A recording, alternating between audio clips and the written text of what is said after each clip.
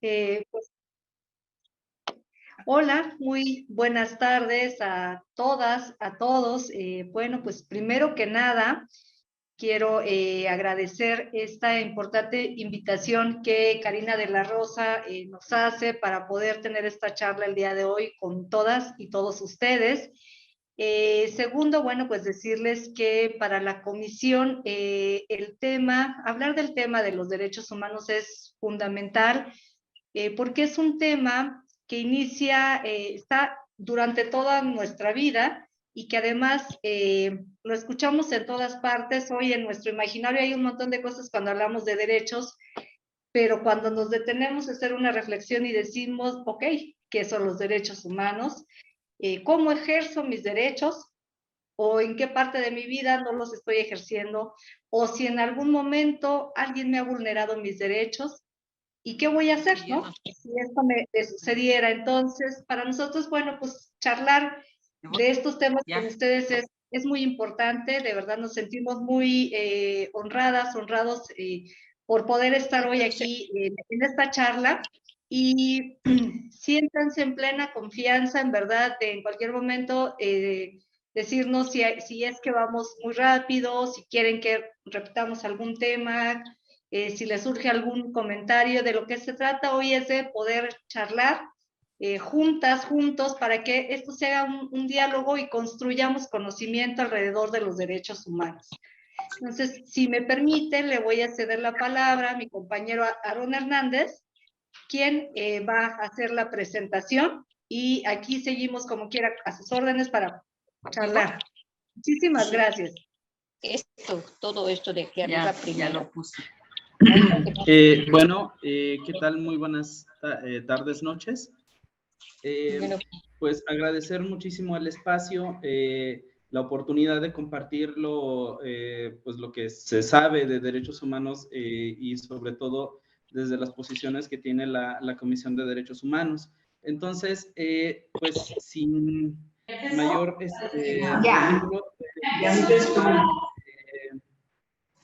compartir la pequeña presentación. Y aquí, no sé si todos alcanzan a verla. ¿Sí? Sí se ve. Ok, perfecto. Sí, se ve. Bueno, entonces, vamos a hablar un poquito del concepto de derechos humanos, un poco de sus fundamentos y pues estas implicaciones sobre la persona humana y sobre todo el tema legal en cuanto a los derechos humanos. Entonces, para comenzar, les pediría que observen un poco la pantalla. Como verán, hay distintas siluetas y entonces les voy a pedir que elijan alguna de las siluetas que les llame la atención, que tal vez con la que se identifiquen, y les voy a pedir que en el chat vayan escribiendo pues las cosas que consideren que esta representación de alguna persona pues necesita para ser feliz, para vivir en paz o en un sentido más estricto vivir dignamente, ¿no? Entonces vamos a dar un par de minutos, entonces yo mientras los voy a estar leyendo en el chat. Y de ahí voy a empezar a recuperar algunas cosas, ¿no? Ahí tomen su tiempo para ver cada una de las siluetas y les voy a pedir que escriban en el chat de manera libre.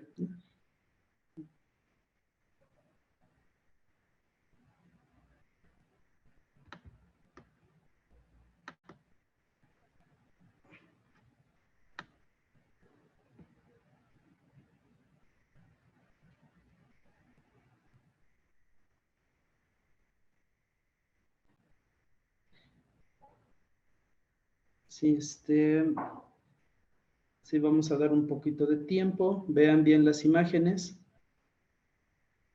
Es decir, que son un poco pequeñas, pero pues tienen sus detallitos cada una, ¿no? Ok. Participación en las decisiones de la iglesia. Tener más comunicación con nuestro Señor en la oración, que puedo ir entendiendo que es pues este tema de la espiritualidad, ¿no? ser reconocidos como personas. El reconocimiento pues lleva también hacia el respeto.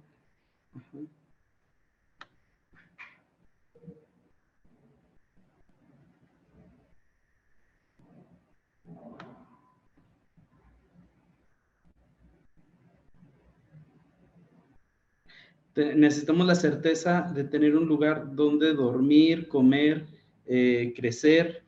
Eso es muy cierto. A lo mejor ahí podremos pensar como lo que puede representar para algunos, pues, una vivienda digna, ¿no? Reconocer en cada persona la dignidad humana. Vamos a ir quedándonos con esta idea, vamos a subrayarla. ¿Qué más por acá? Ser atendidos y acompañados en la enfermedad, que eso tendría que ir pues con este tema del cuidado de la salud, ¿no? Identificarnos con cada uno, pues este tema de la empatía, este tema de la identidad, ¿no?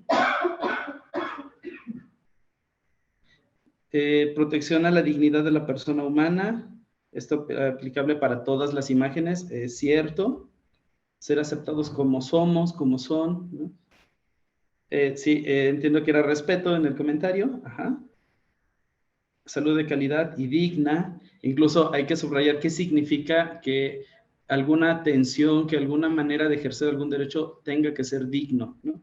Seguridad y libertad social, ajá.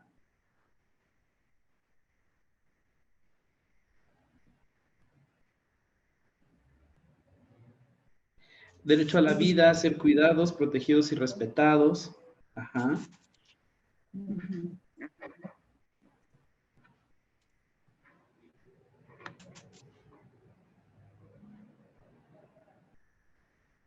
Caminar en comunión y ser solidarios unos con otros. Muy bien. Mientras siguen escribiendo, yo quisiera darle la palabra a alguno de ustedes que me pudiera platicar como qué silueta fue la que eligió primero. Entonces, pues un poquito de manera dictatorial, voy a tomar a alguien al azar del chat, quien quiera, a ver si gusta participar. Y, por ejemplo, invitaría a Rosa Margarita a abrir su micrófono y que nos platique un poco qué silueta eligió, ¿no? Y qué es lo que le vino a la mente. Perdón, ¿Sí está por ahí Rosa bien. Margarita? Sí, sí estoy, nada más que no escuché bien qué me dijiste. Ah, ok. Pues se trataría un poco de platicarnos un poco cuál fue la silueta que elegiste. Ah, la primera. Sí. La primera Okay. de la mujer que está ahí. La mujer y el hombre. Okay. Elegiste a la mujer. ¿Y qué fueron las primeras cosas que vinieron a tu mente cuando viste la silueta? Pues eso, el que cada persona es reconocida pues con su dignidad de ser humano, ¿no? Como es. Ok, bueno, muchas gracias, Margarita. A ver, ahora le voy a preguntar a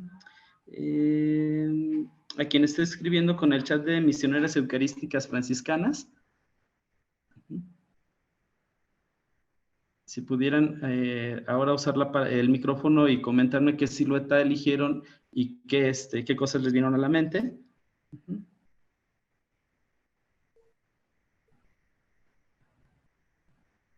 La silueta de la mujer, del hombre.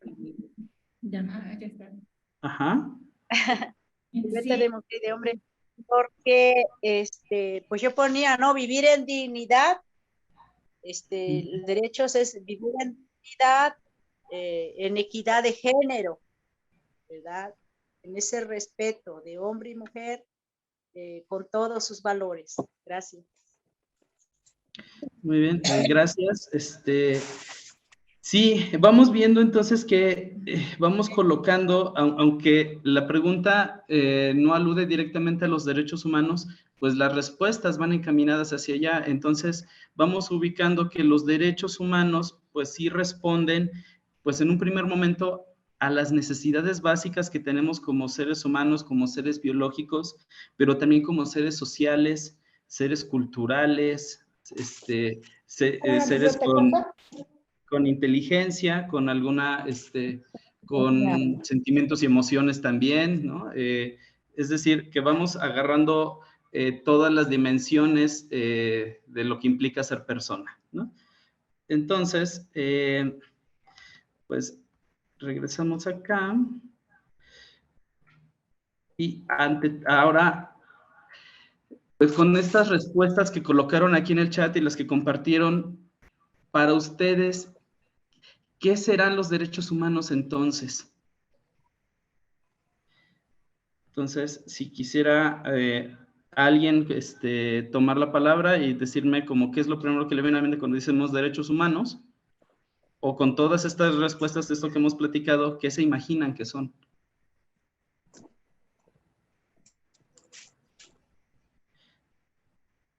A ver, le voy adelante. Yo creo que los derechos humanos son, bueno, es todo aquello que, que necesitamos, que es necesario que tengamos, ¿no? No es como que, digamos que no es como un privilegio, sino es más bien algo que realmente necesitamos, ¿no? Para ser felices, para desarrollarnos plenamente, ¿no? No es un privilegio, repito, no es algo que nos lleve a poder estar por encima de otra persona, sino es algo que nos lleva a que nosotros mismos ocupemos, necesitemos para salir adelante, pero sin dañar a los demás, ¿no? Muchas gracias, Casio. Sí, sí, bueno, así aparece tu nombre. Sí, es así. Muy bien. Pues bueno, justamente el llegar a esta definición como de empezar a ubicar que pues son, pues que no son dádivas, que no son regalos, sino que son como un resultado de un reconocimiento, pues déjenme decirles que la humanidad tardó décadas, si no es que siglos, en lograr llegar a este tipo de definiciones. Entonces, para ir nutriendo un poquito más esta pequeña discusión, les voy a proyectar un video. Les voy a pedir que le pongamos mucha atención. Es un video corto. Entonces, a ver.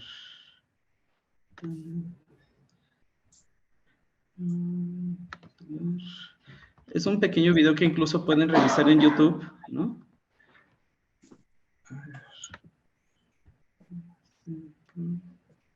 Voy a tener que hacer toda la... Así que...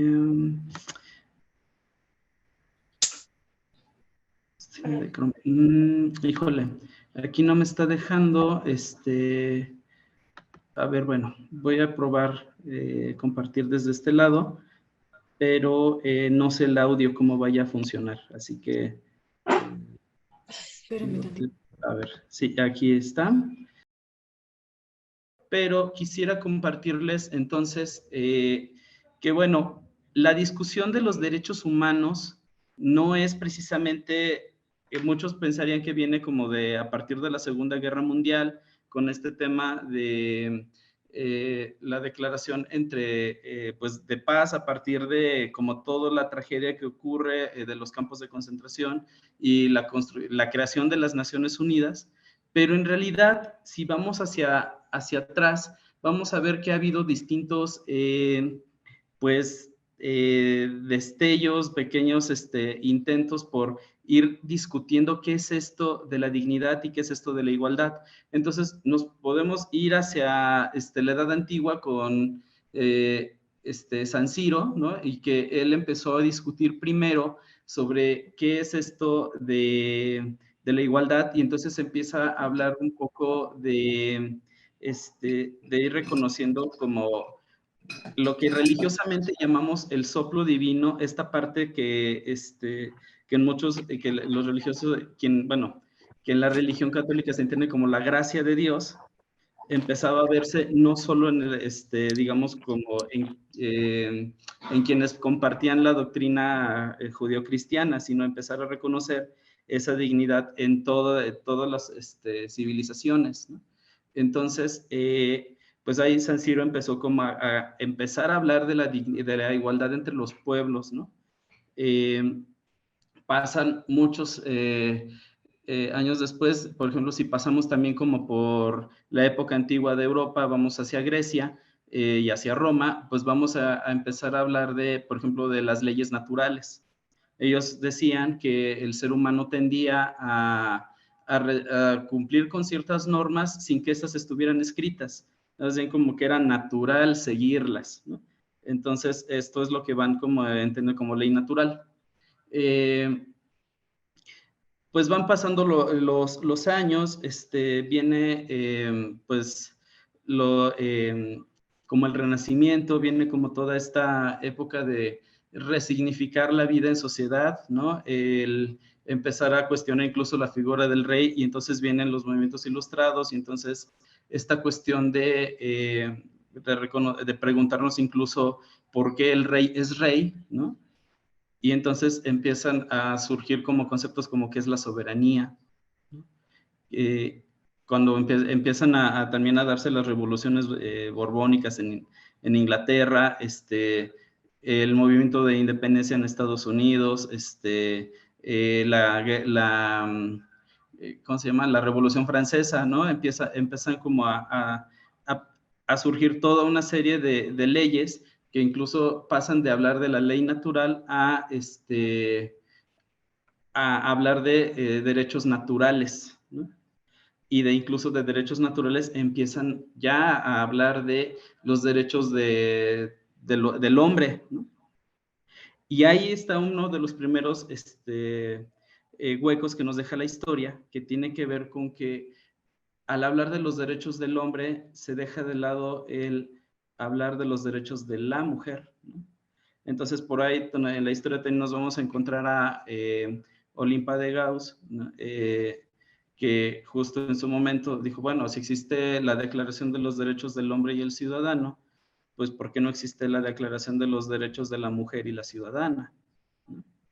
Entonces, pues estas discusiones pues han venido hacia acá, incluso para cuando venimos hacia la era contemporánea.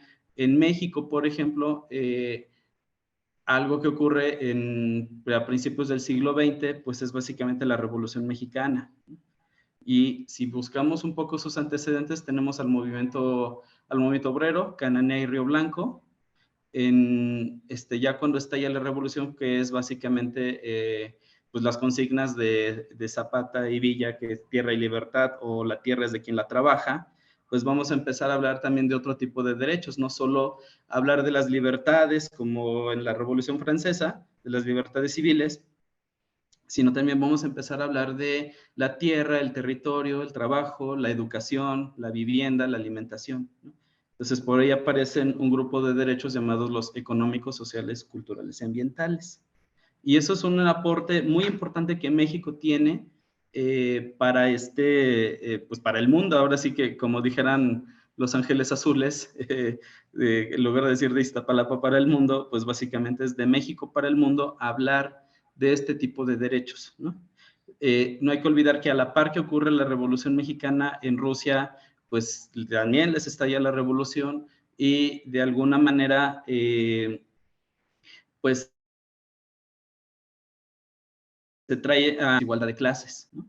El tema del movimiento obrero y sobre todo esta cuestión como de preguntar quién tiene el poder y quién debería tenerlo, ¿no?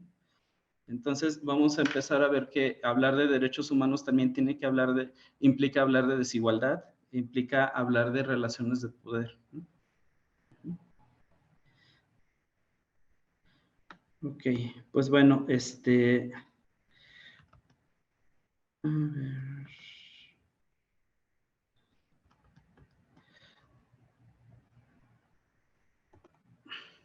Entonces, bueno, vamos a ir repasando este pequeño concepto que dice, hemos escuchado hablar de que existen derechos, ¿no? O sea, digamos, como los derechos del consumidor o los derechos de autor, por ejemplo, ¿no? Pero entonces vamos a hablar particularmente de estos derechos que tienen la finalidad de proteger la integridad y la dignidad de las personas. Una de las definiciones que podemos tener aquí nosotros sobre derechos humanos desde la Comisión, y es una de las tantas que puede haber, es que son los derechos orientados a proteger el desarrollo de la dignidad e integridad de todas las personas, que tienen la finalidad de favorecer el bienestar individual y colectivo dentro de una sociedad cuya garantía está a cargo del Estado. Aquí está diciendo varias cosas, ¿no? Una es que el único fin de los derechos humanos es proteger la dignidad y favorecer el bienestar individual y colectivo. Jamás van a tener otra finalidad. En el momento en el que los derechos humanos dejan de lado la dignidad, es entonces cuando pues pierden completamente sentido, ¿no? Entonces, en esta perspectiva, pues a veces los derechos humanos los entendíamos como desde una dimensión solo individual, ¿no? De mis derechos, mis necesidades y entonces incluso hasta hay un dicho por ahí que dice mis derechos terminan donde empiezan los tuyos, ¿no? Como que pareciera que la dimensión individual está en conflicto constante, ¿no? A ver, sí, a ver, me están diciendo que estoy teniendo problemas con la presentación. Ahorita voy a compartir. Sí, compartir pantalla.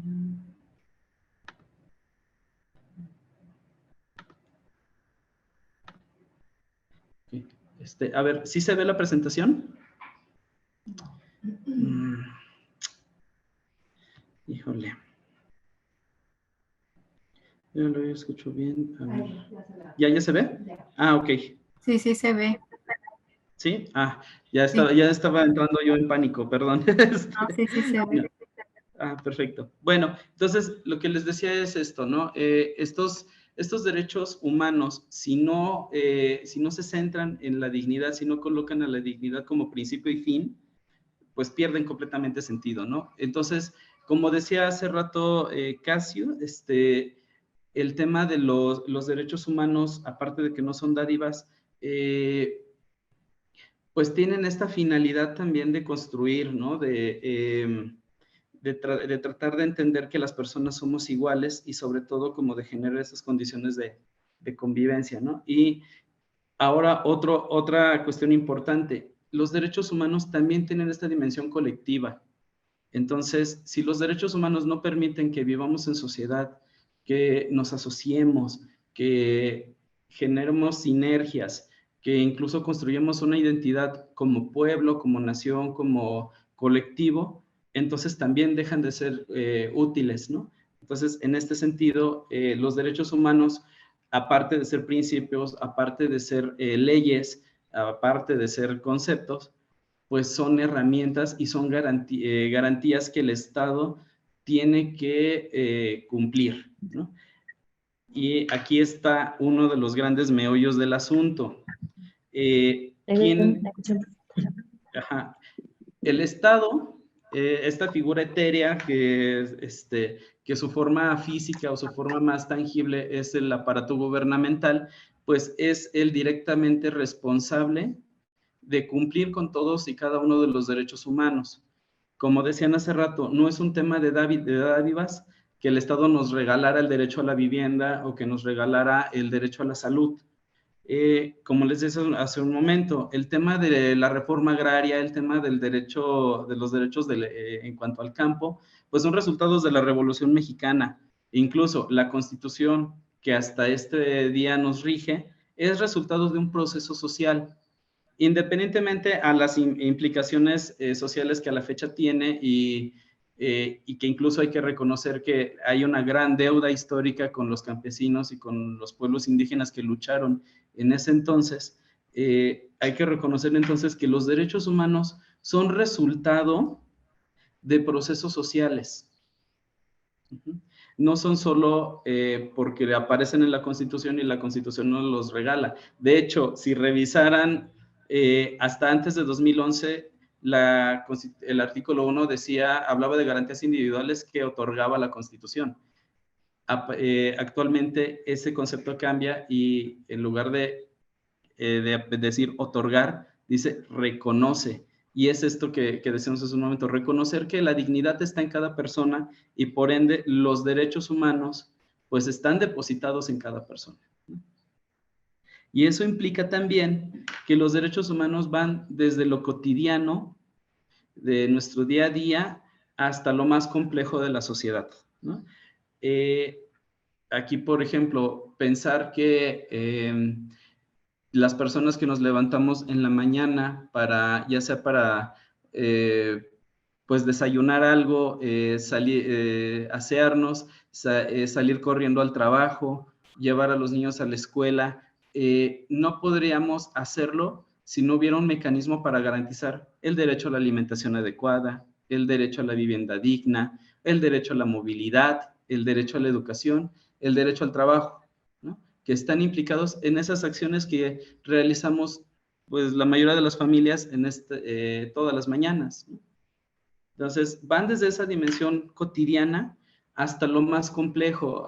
Por ejemplo, pensar en el derecho al medio ambiente y las implicaciones que tiene el desarrollo económico, el pensar que si el modelo de producción que tenemos es contaminante, eso es una cuestión bastante compleja y que también tiene que ver con derechos humanos, que por ejemplo hay que entender que el medio ambiente también es un derecho humano y no es solo que es mi derecho al medio ambiente, sino es el derecho al medio ambiente de todos los que vivimos en esta ciudad, por ejemplo, ¿no? Cuando hablamos de contaminación, cuando hablamos del cuidado de los mantos acuíferos, etcétera, ¿no? Entonces, va complejizándose y se va hacia esta dimensión colectiva, ¿no? Todos, ¿va quedando claro hasta aquí?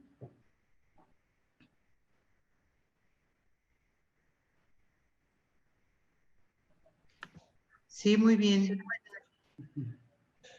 Y bueno, pues justamente los derechos humanos tienen estas dimensiones, por un lado, la dimensión histórico-política que tiene que ver con los procesos sociales, la dimensión jurídica que tiene que ver con el cómo las leyes van reconociendo y van depositando las responsabilidades en el aparato estatal a partir del reconocimiento de los derechos humanos y sobre todo esta dimensión ética o esta dimensión, como le dicen la naturalista, que es reconocer que la dignidad está depositada en las personas y no en las leyes, pues es una manera de entender que el proceso de vivir y de exigir un derecho humano tiene que ver con estos tres procesos, ¿no? Y bueno, en ese sentido, el exigir un derecho humano, pues es un ejercicio completamente ciudadano y es vital para el ejercicio de los mismos, ¿no? No podemos dejar de presionar para que las cosas avancen, porque al fin y al cabo somos una sociedad que avanza, una sociedad que cambia, y entonces, por lo tanto, pues también habrá que replantear cómo se viven los derechos humanos, ¿no? Y sobre todo, las leyes tendrían que ser, pues, muy sensibles a estos cambios, a estos contextos, ¿no? Bueno, ¿cuáles son las características de los derechos humanos? Aquí hay algunas, déjenme decirles que son todavía unas cuantas más, ¿no? Y entonces, vamos a empezar primero con esta cuestión de que son irrenunciables. Si habíamos dicho que los derechos son herramientas para reconocer nuestra dignidad, ¿sería posible que alguien renuncie a ellos, que alguien renuncie a la manera de ejercer, de proteger y de ejercer su dignidad? En el momento en el que alguien pensara que puede renunciar a algún derecho en pro de algún otro beneficio, o que el Estado pudiera vendernos la idea de canjear los derechos humanos por otro tipo de beneficios, pues es de alguna manera el pensar que son mecanismos de tratar de negar o de violar derechos, ¿no? Esto va de la mano con la siguiente característica: inalienables. Nadie nos lo puede anular, nadie nos lo puede quitar, ¿no? Incluso la función que tiene el que se reconozcan en la ley es tratar de darle forma, tratar de darle sentido a ese derecho humano y sobre todo especificar qué le toca al Estado a través de qué órgano, de qué institución a su cargo se puede ejercer ese derecho, ¿no? Por ejemplo, y aquí abro el micrófono, de los derechos que mencionaron hace rato, que, por ejemplo, decían el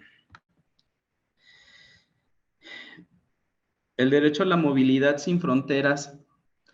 ¿Qué institución o instituciones del Estado mexicano creen que será la responsable de vigilar el tema de la movilidad humana?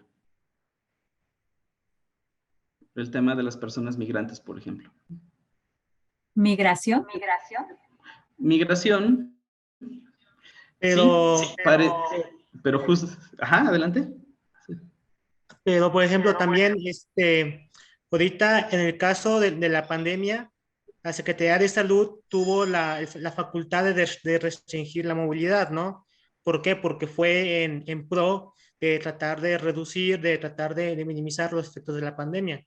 Yo creo que a eso se refiere con la parte de que el Estado puede establecer en qué momentos puede restringir la movilidad, ¿no? Entonces, pues también una institución, si la Secretaría de Salud también puede restringir la movilidad. Sí, y esa es la función también del Estado, tratar de regular el ejercicio de los derechos humanos, pero no en pro de coartarlos, sino de cuidar el bienestar, ¿no? O sea, entonces, en este sentido, bueno, también hay que entender que la movilidad humana se refiere un poco a los procesos migratorios, o sea, atravesar fronteras, y el tema de la movilidad urbana o de la movilidad a secas tiene que ver con esta cuestión de transitar por las calles, ¿no?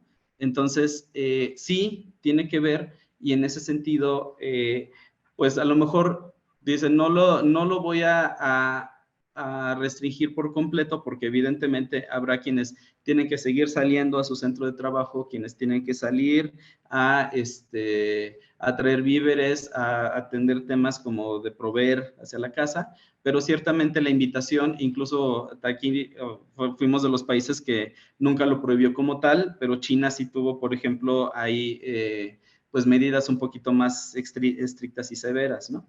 Pero bueno, ahí pues podemos entender que pues es un contexto de pandemia como único en su clase, ¿no? Y por ejemplo, acá también que mencionaban, por ejemplo, del trabajo, el tema de la vivienda, el tema de la protección civil, ¿qué instituciones tendrían que pues garantizarnos o ayudarnos a tener acceso a esos derechos?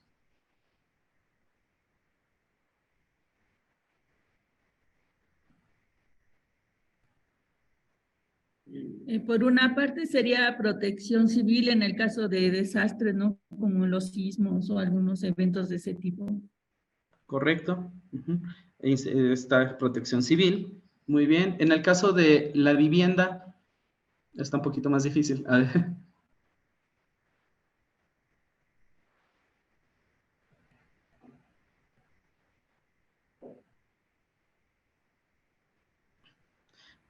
Pues hay bueno, una, existe.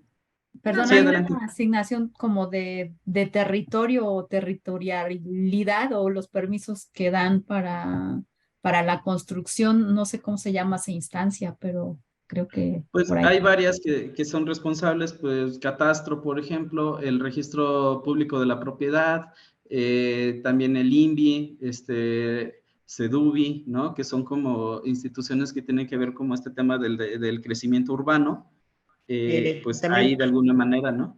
el Infonavit, ¿no? Como tal, el Infonavit debería bueno, tiene la facultad del trabajo de fomentar la vivienda, ¿no? Que eso es Instituto Nacional de Fomento a la Vivienda, o sea, de establecer esas condiciones para que todos los ciudadanos puedan acceder a una vivienda digna. Correcto. Hace rato, bueno, también me señalaban la Comar en cuanto a migrantes, es en específico para refugiados, eso es cierto. El derecho al agua, pues hay, por ejemplo, en Ciudad de México está SACMEX, ¿no? El servicio de aguas de la Ciudad de México. Sí, entonces, a cada derecho humano vamos a poder encontrar que tendría que existir un ente o varios que se encarguen de garantizar ese derecho. Entonces, cuando nos topamos el escenario donde estos derechos no están siendo garantizados, pues es entonces cuando empezamos a hablar de violaciones a los derechos humanos, ¿no? Seguimos con esta cuestión de las características.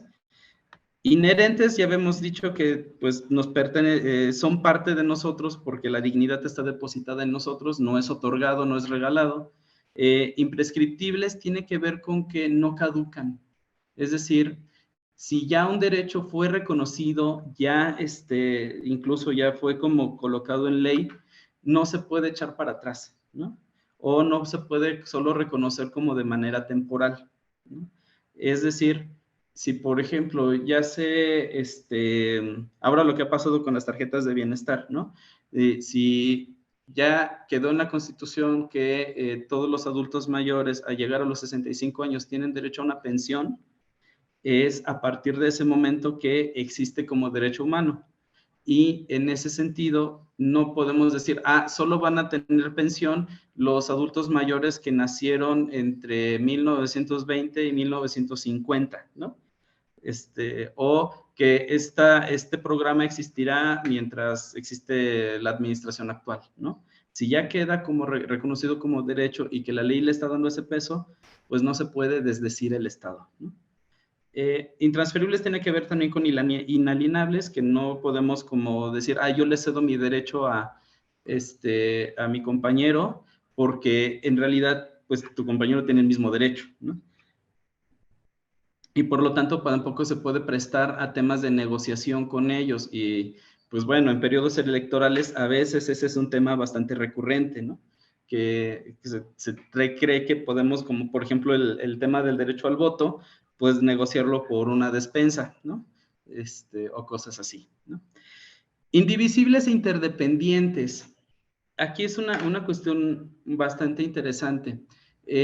Los derechos humanos se comportan como fichas de dominó. ¿A qué me refiero con esto? Si, por ejemplo, un niño que no está recibiendo la alimentación de manera adecuada, ¿qué es lo que le va a ocurrir al ir a la escuela?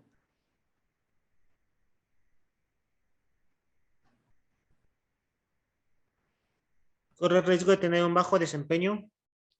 Ajá.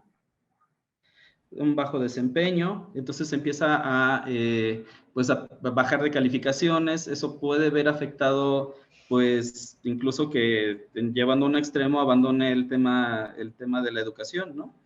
Y así, si él no estudia, digamos, también qué tipo de herramientas y qué tipo de habilidades pues podrá desarrollar como para cuando llegue a la vida adulta, ¿no? Es decir, que vamos haciendo una pequeña cadena donde cuando un derecho se viola, en automático va a empezar a violar otro derecho, ¿no?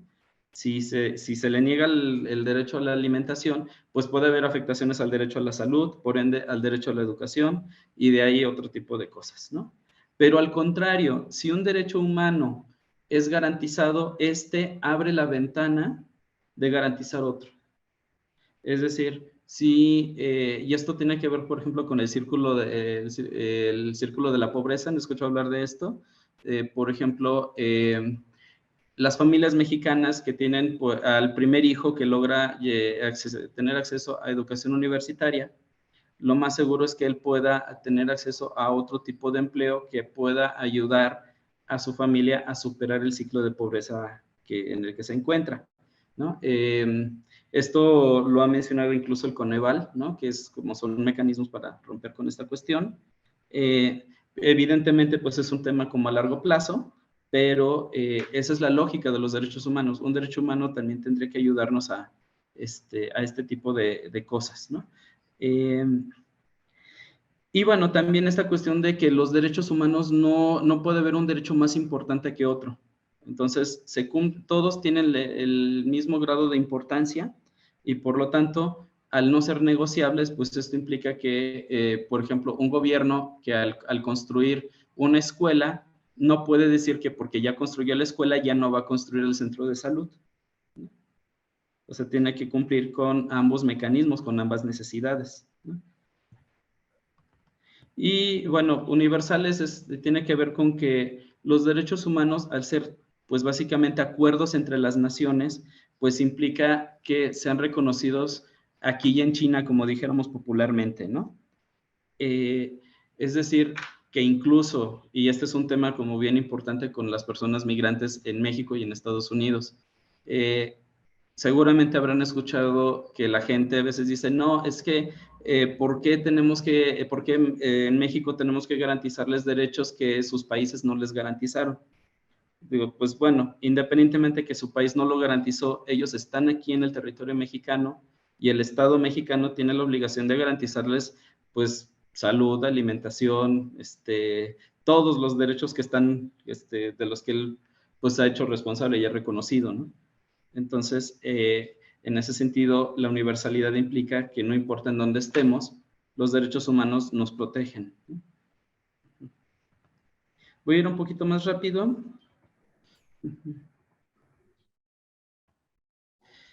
Ya habíamos hablado un poquito de esta cuestión de que los derechos humanos pues tienen que ayudarnos a proteger estas tres dimensiones de las que somos, de las que nos integran como persona, cuidan aspectos biológicos, cuidan aspectos psicológicos y cuidan aspectos sociales, de este tipo de necesidades que hay, ¿no? O sea, como desde el derecho al agua, el derecho a la salud mental, el tema de la violencia en el noviazgo, por ejemplo, es un tema en el que tiene que haber una obligación del Estado en el que haya instituciones que atiendan la violencia de género y que, por ejemplo, traten temas de sexualidad y de noviazgos saludables, por ejemplo, en población joven, ¿no? Y el aspecto social que tiene que ver con, por ejemplo, la libertad de expresión, la protesta social, la libertad de reunión, etcétera, ¿no? Entonces vamos a ver que los derechos humanos tienen que ver con estas tres dimensiones, ¿no?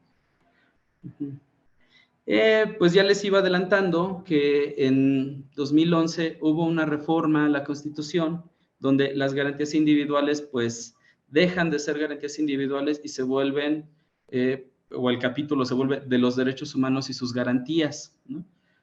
Pasa esta cuestión de que cambia la palabra otorgar a reconocer, ¿no? Y sobre todo va a colocar algo que no estaba antes, que son las obligaciones del Estado. El Estado tiene 4 obligaciones en cuanto al ejercicio de los derechos humanos, que tiene que ver con respetarlos, que es esta cuestión de no interferir cuando un derecho humano ya se está ejerciendo. Por ejemplo, en algunas comunidades rurales, la gestión del agua se hace de manera comunitaria y estas comunidades pues tienen acceso al agua para sus necesidades, pues no hay mayor problema, pero entonces el Estado dice, la voy a entubar. Y entonces al entubarla empiezan a haber toda una serie de irregularidades, empieza a haber fugas, el agua, de repente los pozos que comúnmente la comunidad ocupaba se secan y entonces empieza a haber toda una serie de dilemas, ¿no? Entonces ahí pudiéramos decirle al Estado, mira, no compongas lo que ya funciona, ¿no? Entonces un poco tiene que ver con eso, el respetar que si un derecho humano ya se está ejerciendo, pues ya no interferir con él. Lo mismo ocurre con la protesta social.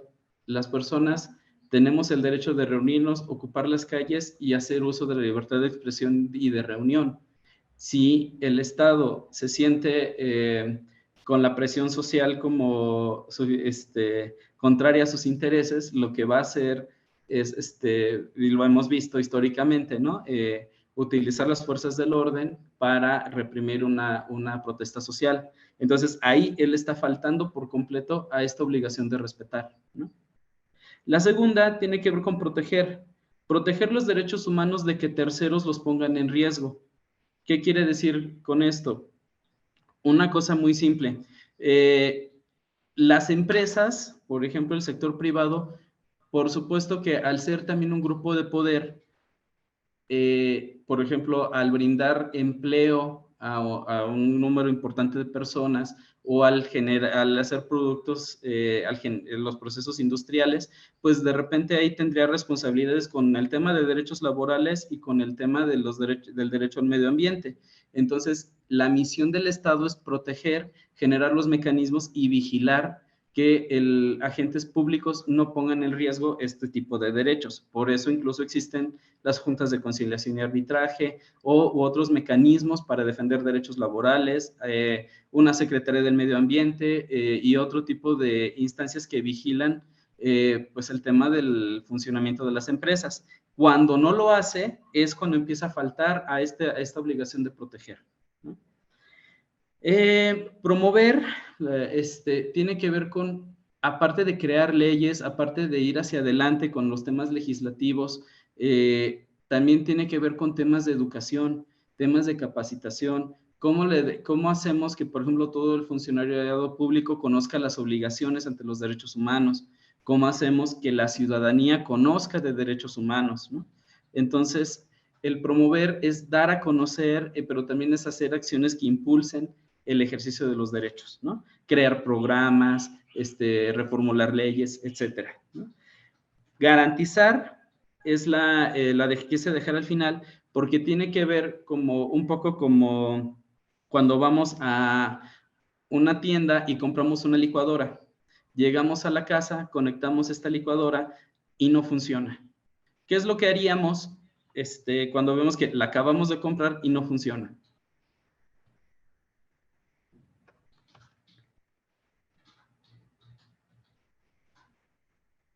¿Alguien?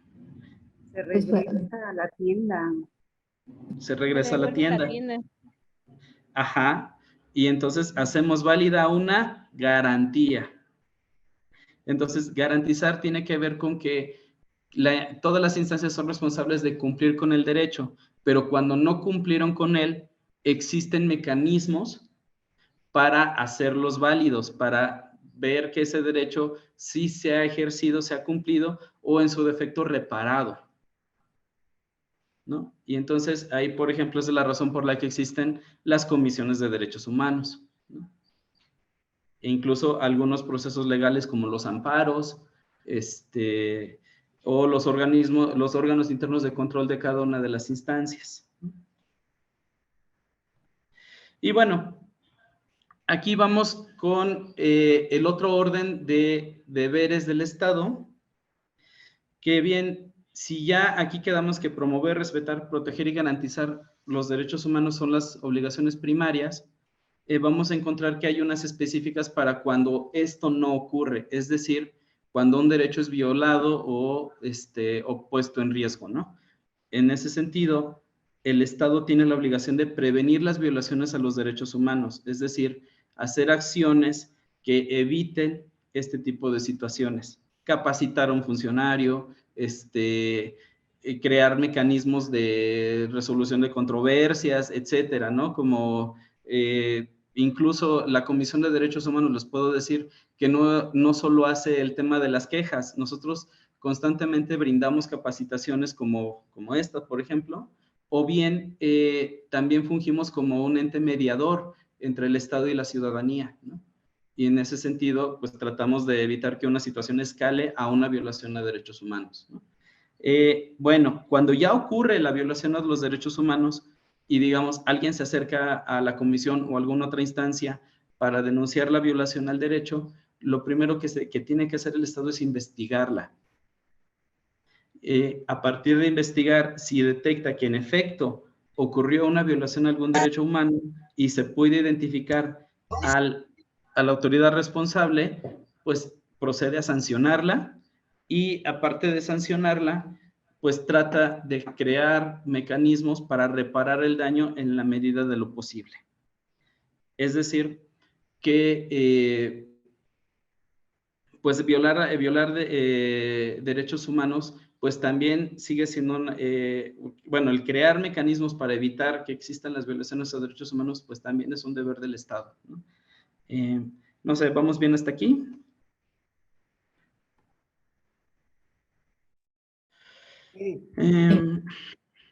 Voy a dejar de compartir un momento.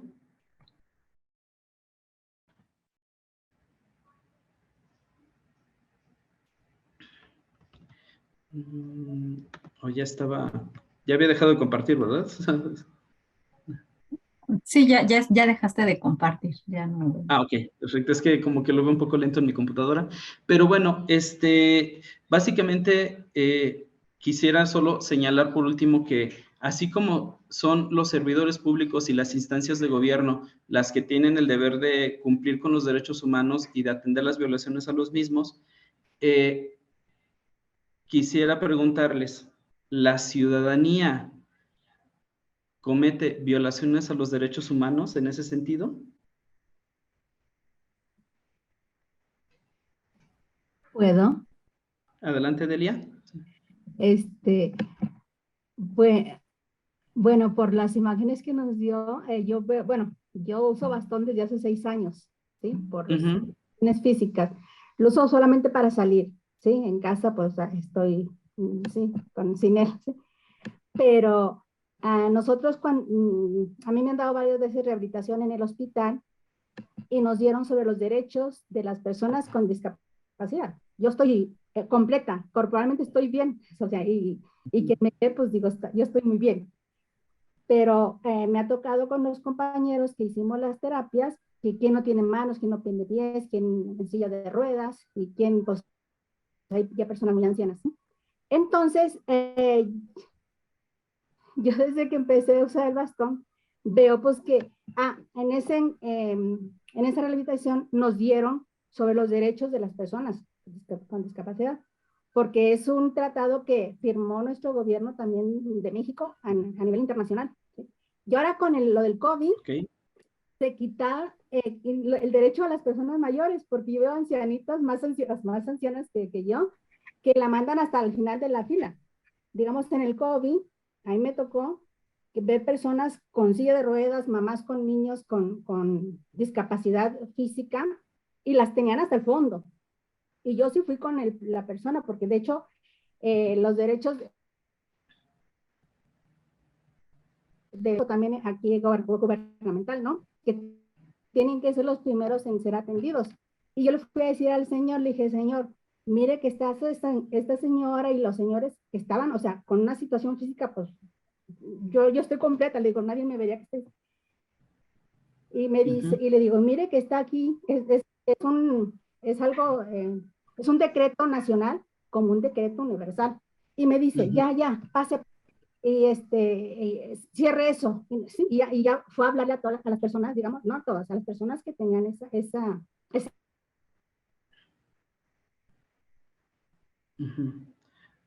Ok.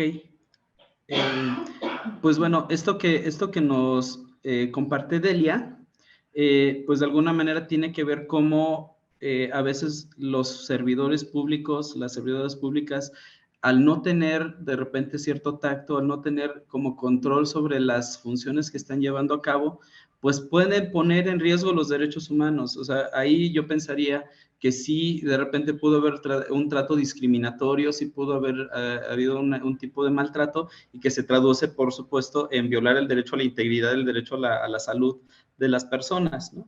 Entonces, yo hacía la pregunta de si las personas, digamos, los civiles, las que no son servidores públicos, violan derechos humanos, es nada más como para aclarar que justamente los únicos que tienen la obligación de cumplir con los derechos es el Estado, por lo tanto son los únicos que los violan. La ciudadanía, cuando falta a la ley, cuando rompe con ella, pues ahí pudiéramos hablar en términos de delito o de falta administrativa, y habrá entidades responsables de atender ese tipo de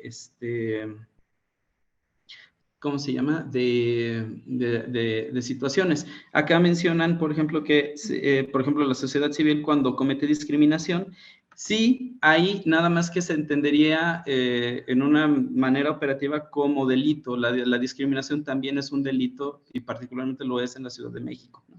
Entonces, esa es la vía. No lo tratamos del todo como violación a derechos humanos. De hecho, incluso les puedo decir que si una persona viene a denunciar a su vecino porque lo discriminó de alguna manera, nosotros le tendremos que decir, no somos la entidad competente para ello, pero el COPRED, el Consejo para Prevenir la Discriminación en la Ciudad de México, sí lo es, ¿no? y entonces le invitamos a pasar por allá, ¿no?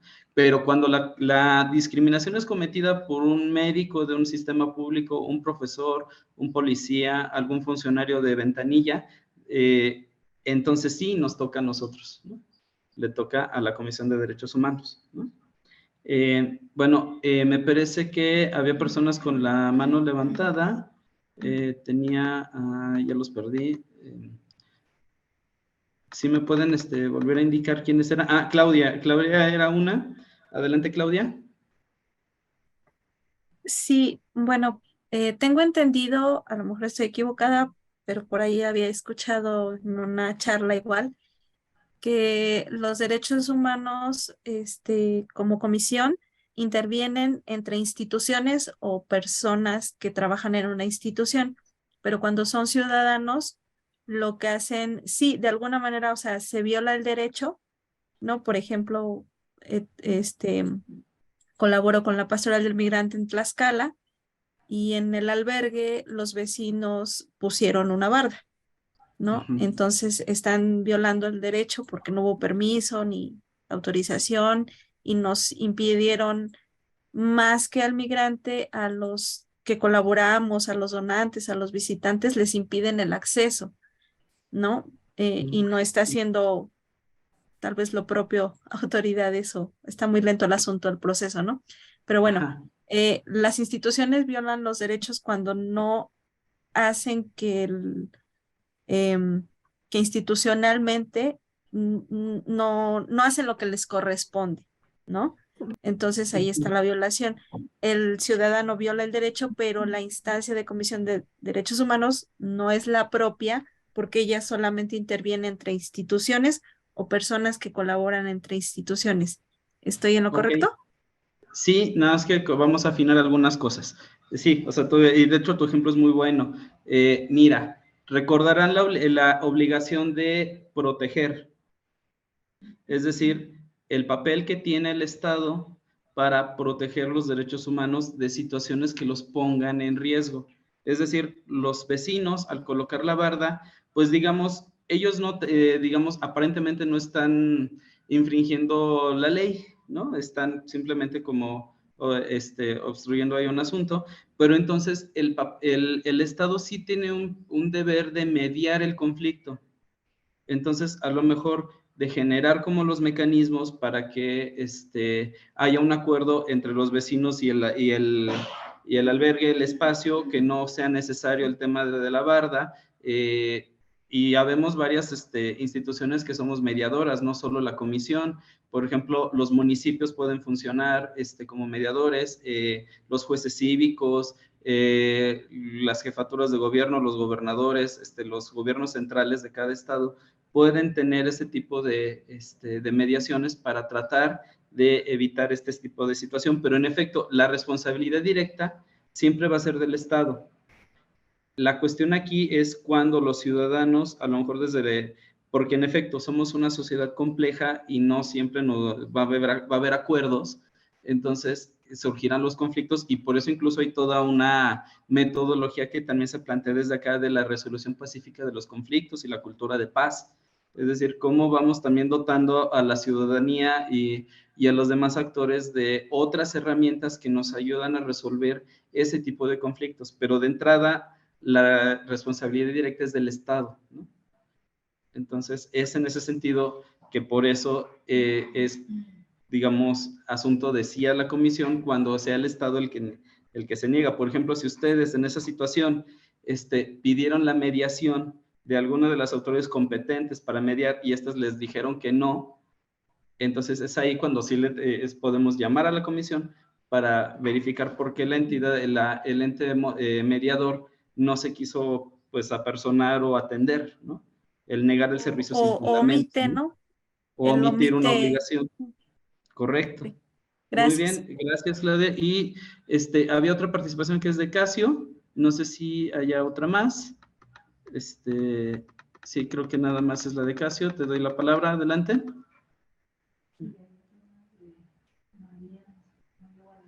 Abre tu micrófono, Casio. Sí.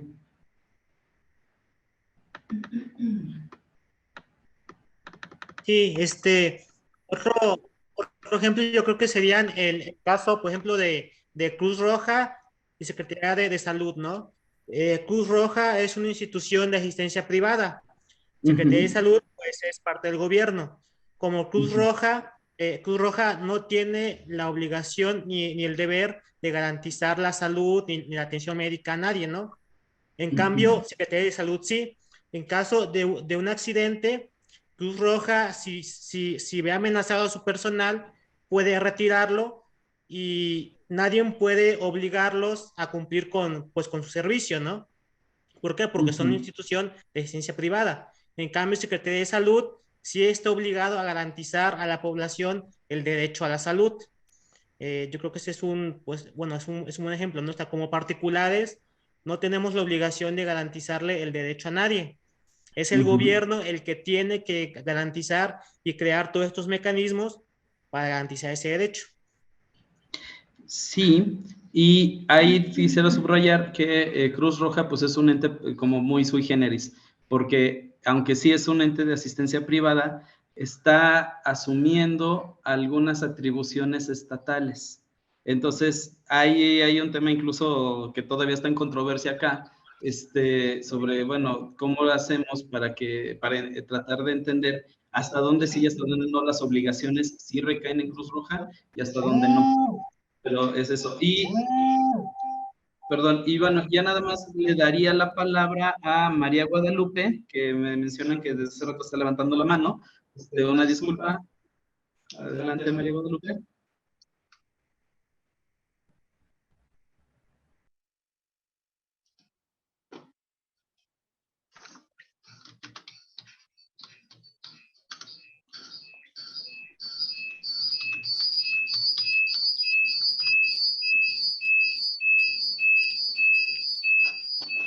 Y baja el volumen de... Sí. María Guadalupe.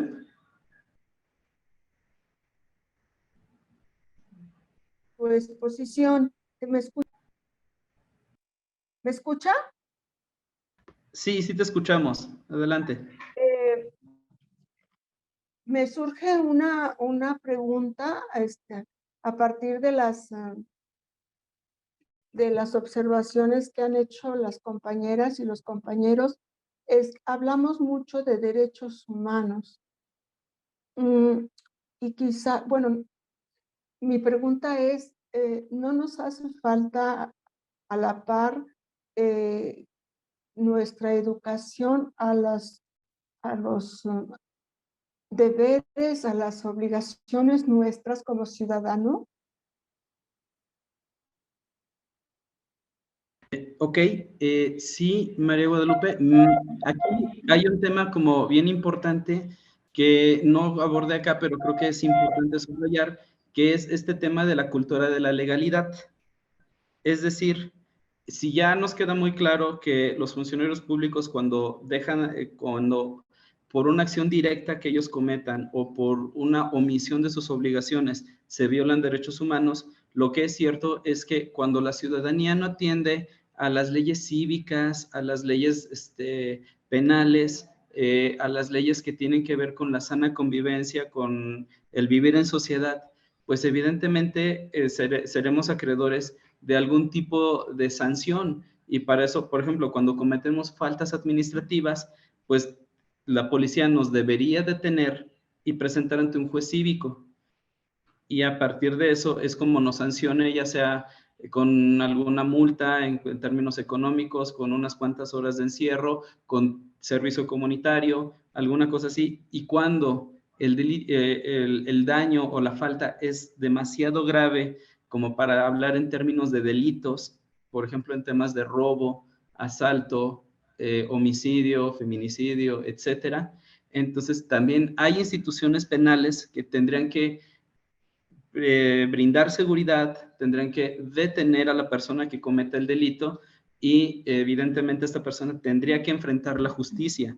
Entonces, también son obligaciones del Estado brindar seguridad y justicia a través de estos dos mecanismos que ayudan a que la ciudadanía pues no cometa este tipo de actos, ¿no? Es bien importante esto que tú señalas de, pues, recibir educación en temas de cívica, de educación cívica, educación en cuanto a las leyes, porque justamente te puedo decir que ahora que hemos ido a trabajar con secundarias y con bachilleratos, las personas menores de 18 años, las personas jóvenes, adolescentes, creen que ellos no tienen por qué enfrentar la ley cuando la infringen, ¿no? Pues digo, no, a ver, estamos equivocados porque hay todo un sistema de justicia para adolescentes, ¿no?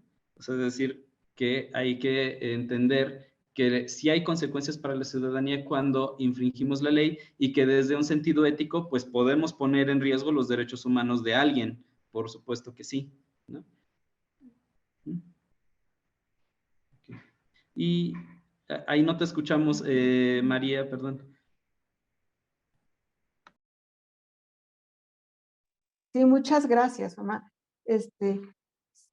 Me queda todavía pero no me quiero salir del tema. Bueno, seguimos con tu charla. Sí, gracias. Muchas gracias. Y Diana, ¿tenías también algo que compartir? Sí. Bueno, yo nada más para precisar en el tema de las organizaciones de sociedad civil o aquellas instancias que pertenecen a la Junta de Asistencia Privada, como el caso de la Cruz Roja, yo lo que quiero precisar es que si bien es cierto que en cierta parte se considera como instituciones privadas, sin embargo, a través de la Junta de Asistencia Privada es un mecanismo que el Estado tiene para que sí se garantice y se respeten los derechos de las personas. Es decir, no hay forma de que también queden sueltos. Por ejemplo, en el caso de las organizaciones de sociedad civil también, o sea, es decir, sí hay una regulación estatal. ¿Por qué? Porque de otra forma, entonces, digamos que quedarían como en este vacío de que no están regulados, reglamentados y que podrían en determinado momento poner en riesgo los derechos de las personas. Y no, sí el Estado, de todas formas, aunque sean instancias privadas, incluso empresas, sí hay medios a través de los cuales el Estado tiene que garantizar que no pongan en riesgo los derechos de las personas, ¿no? Entonces, todo está unido, es decir, no hay vacíos pues en este tema, aunque estemos en lo privado y en el ámbito de lo público, el Estado sí es garante, ¿no? Tiene que ser garante de que los derechos humanos de las personas sean respetados. Entonces, nada más quería precisar este tema. Muchas gracias.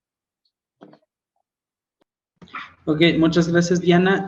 Pues no sé si ya hay algún comentario, pero pues ya nos pasamos por 18 minutos. Yo les agradezco mucho el espacio.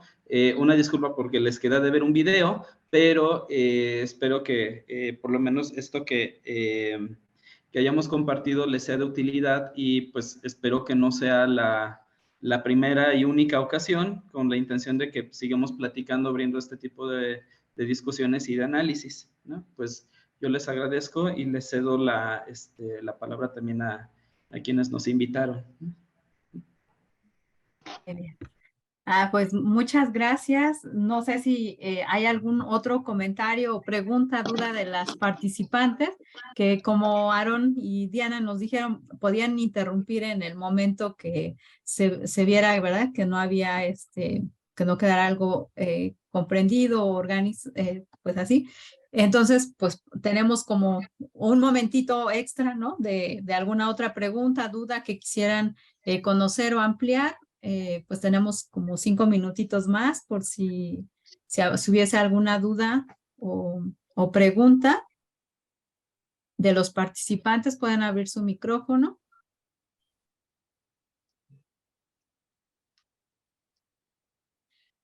Bueno, mientras, pues aquí yo quisiera mencionar esta parte que colocaban de muchos trabajadores del Estado ignoran sus derechos. Bueno, hay que aclarar esta cuestión de que los servidores públicos como tal, por ser servidores públicos, digamos, no tenemos derechos, pero sí por el hecho de ser personas. Entonces, en ese sentido, pues también tenemos derechos laborales, ¿no? Entonces, pues sí, hay una ausencia, podemos hablar de una ausencia del Estado en cuanto a promover acciones para que todas y todos conozcamos bien los derechos e incluso podemos identificar cuando esos derechos están siendo violentados, ¿no? Entonces, es importante, y créanme que dentro del universo legislativo, los derechos laborales son de los más, pues de los más desarrollados en la ley.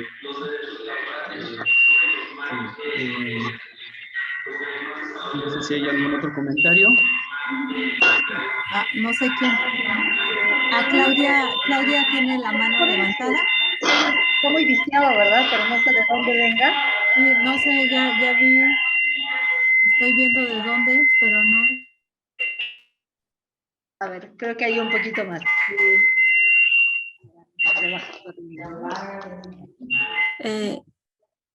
Se activa el de Redimi, pero no sé si sea ella. Bueno, yo nada más quería preguntar si cuando como ciudadanos necesitamos o nos notamos que muchas veces, como dicen los servidores públicos, no conocen, muchas veces los servidores públicos de localidades, pues somos ciudadanos o son ciudadanos comunes, ¿no? Entonces muchas veces no están facultados y cometen violaciones. Ustedes como comisión capacitan, escuché, también a funcionarios públicos, pero también capacitan o colaboran cuando, no sé, a lo mejor una empresa o una comunidad necesita aprender precisamente cuáles son los derechos de las personas para no violentarlos. Vamos, como en este tejido social que decía, ¿no? Por ejemplo, si la comunidad está incurriendo en algo, ustedes los capacitan, cualquier ciudadano puede solicitarles a la comisión que brinden capacitaciones o tiene que ser por medio de alguna institución, por ejemplo, yo soy laica, ¿no? Soy una ciudadana común, no tengo, aunque colaboro con la pastoral y doy voluntariado y colaboro en el albergue, pues no es lo mismo, ¿verdad? No soy una institución. ¿Se puede? Sí podemos. Tenemos nosotros dentro de las facultades una que es la capacitación y es indistinto, bien puede ser a servidores públicos, y es en este tema de que entiendan y se vean que tienen que ser las personas que garantes del respeto de los derechos humanos de la ciudadanía. Y en el caso de la ciudadanía en general, por supuesto que también, y de hecho aquí lo hacemos mucho en la Ciudad de México, nos piden un montón de pláticas vecinales justamente a veces qué son los derechos humanos, qué es una violación a los derechos humanos y qué hacer si soy víctima de una violación a los derechos humanos, ¿no? También pues, derechos de personas adultas mayores, de personas con discapacidad, personas en situación de calle, es decir, sí, tenemos esta facultad, lo podemos hacer. Realmente no tenemos mayor tema de requisito. Ahorita, si nos permite, le pediría a Aarón si nos apoya en el chat poniendo teléfonos de oficina. También estamos a sus órdenes. Cualquier orientación que necesiten en algún momento, cuenten con ello. Aquí en la oficina contamos con un abogado que está en todo momento aquí y brindamos estas orientaciones. Todos nuestros servicios son completamente gratuitos. Gracias. Sí. También hay otro comentario acá de Alcatel. Bueno, menciona esta cuestión como, bueno, sí era de Alcatel, perdón, ya lo perdí, pero era esta cuestión de cuál es la diferencia entre la Comisión de Derechos Humanos y el Consejo Ciudadano.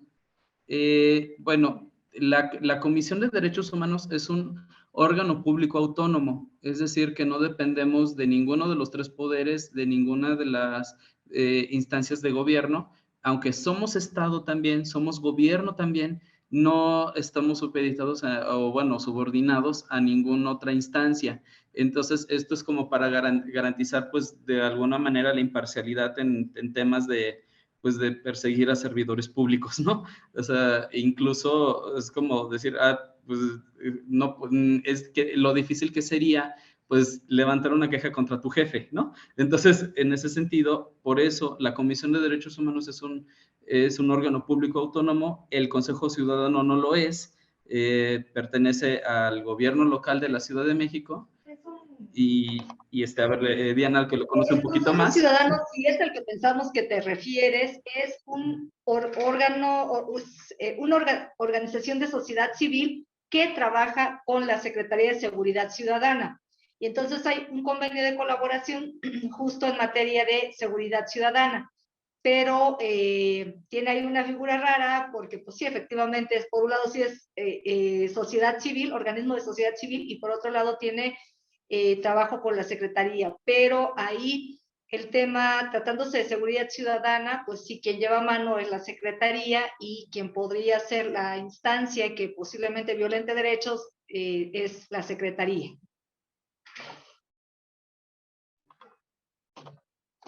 Muy bien, pues les agradecemos a Diana y Aarón por esta exposición y como dijeron, bueno, pues ya estaremos hablando más adelante para otra reunión. Agradecemos la presencia de todas las que estuvieron el día de hoy. Gracias también a sus preguntas y comentarios para esta charla en cuestión de derechos humanos.